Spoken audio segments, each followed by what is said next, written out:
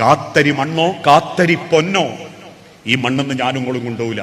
കാരണം കൊണ്ടുവന്നിട്ടില്ല ഞാനും നിങ്ങളും. ഉമ്മാന്റെ ഗർഭപാത്രത്തിൽ നിന്ന് വരുമ്പം ഒരു നൂല് പോലും കൊണ്ടുവന്നിട്ടില്ല. എന്നിട്ടും തിരിച്ചു പോകുമ്പോ എന്നെ ഒരു തുണി കിടക്കുന്നത് എന്തുകൊണ്ടാണെന്നറിയോ? മറ്റുള്ള ആളുകൾക്ക് മുൻപിൽ എന്റെ ഔറത്ത് കാണാണ്ടിരിക്കാനാ. അല്ലാതെ എനക്കൊന്നും കൊണ്ടുപോകാൻ പറ്റിയിട്ടില്ല. 500-1000 രൂപന്റെ ഈ ദുനിയാവിലെ ചെറിയ പോറത്തുണി അല്ലാത്തതൊന്നും ഈ ദുനിയാവെന്ന് കൊണ്ടുപോകാൻ പറ്റുന്നില്ല. ദുനിയാവിന് നമ്മൾ വലിയ പ്രാധാന്യം കൊടുക്കരുത്. അതെപ്പോഴും അവസാനിക്കും. ഈത്തപ്പന ഓലയിൽ കിടന്ന് പുറമാകെ പൊളിഞ്ഞ് ചുവന്ന പാട് കണ്ടപ്പോൾ അള്ളാന്റെ ഹബീബിനോട് ഉമർ ഇബ്നുൽ ഖത്താബ് റളിയല്ലാഹു അൻഹു ചോദിക്കുന്നില്ലേ, റസൂലേ, ഞാൻ നിങ്ങൾക്കൊരു നല്ല ഈത്തപ്പന കിടക്കുണ്ടാക്കി തരട്ടെ? അള്ളാഹുവിന്റെ റസൂലുള്ള പുഞ്ചിരിയോടെ പറഞ്ഞു, കുൻ ഫിദ് ദുനിയാ കഅന്നക ഗരീബ്. ഉമറേ, നമ്മൾ ഈ ദുനിയാവിലൊരു പരദേശിയാ. ഈ ദുനിയാവിൽ നമ്മളൊരു പരദേശിയാ. നമ്മളെക്കാളും വലിയമാരൊക്കെ എത്രയോ പുളിക്കലും നന്മണ്ടയും കഴിഞ്ഞുപോയിട്ടുണ്ട്.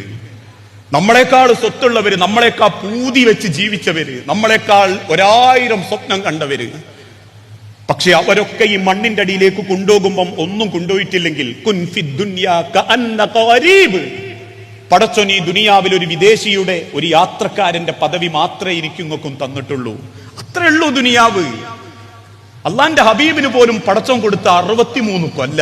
അങ്ങനെയാണ് എനിക്ക് 40 ഇനി 23 കൊല്ലം കിട്ടുമെന്ന് പോലും ഉറപ്പില്ല. 40 കഴിഞ്ഞോലെ ഇനി ഒരു 40 കിട്ടൂലട്ടോ.